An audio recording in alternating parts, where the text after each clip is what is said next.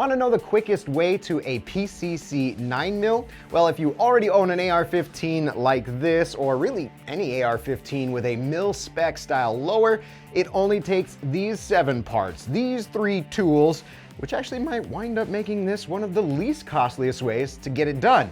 Let's go.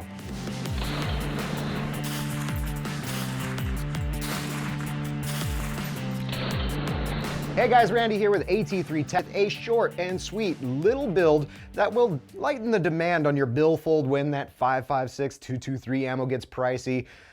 Basically gives you a completely new rifle, and for about 600 bucks or so, I'll definitely be saving a few of my own pennies to build one of these uppers myself. I should say though that if last round bolt hold open functionality is critical to you and what you have planned for your own 9mm PCC, then this might not be the option for you, but for anybody else, let's put this thing together. Let's start with some parts first, and yes, we do have to give a little shameless plug here because the AR15 compatible parts like the 15-inch Spear M-Lock handguard or the Slick Slide billet upper, even the direct blowback 9mm BCG, or down to the little jar of Aeroshell. This is all AT3 tactical branded gear, but cost effective, lifetime warranty.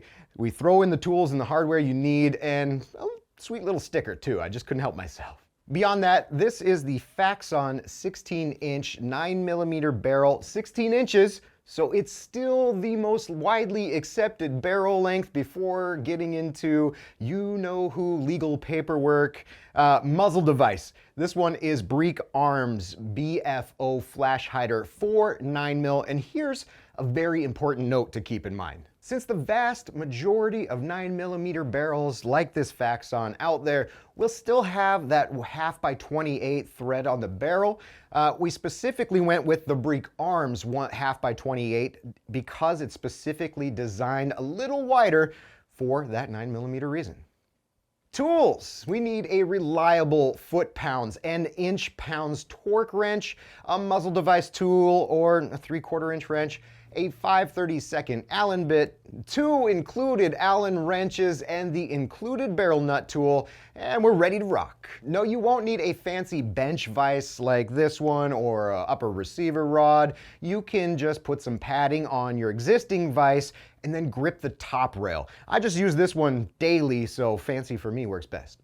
Next, we're going to grease up those barrel nut threads, enough to fill them evenly all the way around. Now in comes the barrel, and this is what makes it so easy. There's no gas tubes or blocks to deal with. Part number 3, the barrel nut. It is going to go on and then hand tighten, untighten, hand tighten again just a few times to season up those threads. Now we're ready to torque her down to 40 foot-pounds. That's what we use for our barrel nut and our upper receiver. Now we come to the Spear handguard. 2 larger set screws, 2 Allen keys, and a slightest of dab of blue Loctite. I like to pinch the rails together while I get the set screws tightened so that it stays aligned, and then as I tighten, I bounce back and forth while it gets tight. Now don't get too crazy here with the Allen wrench because ideally these should be torqued to 30 inch-pounds, but that's pretty easy peasy with that 5/32 Allen bit and inch-pound torque wrench. These smaller set screws, they're next, but good and hand tight is really what we're after here. Just put a light little dusting of blue goo on them and in they go. Same thing, rock back and forth between them so they tighten evenly. To the tip of the barrel and the Breek Arms flash hider. Crush washer first, thread the muzzle device hand tight, get your wrench, and time your device. For me, that means my wrench flats are vertical up and down, and when properly timed, in line with the handguard Picatinny rail. Done and did. We are getting close because our AR15 magwell is obviously larger than, say, a 9mm Glock or Sig mag. We need an adapter of sorts, and we're going with the Sylvan Arms 9mm conversion block for most of your standard double-stack Glock mags and those Magpul Glock compatible mags.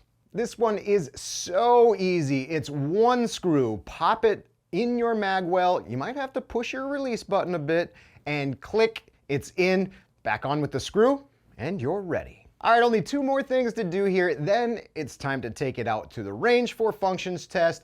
1, drop your new 9mm PCC upper onto your existing AR15 lower and throw in the same old charging handle, but this time with the blowback 9mm BCG close-up shot, and then consider this.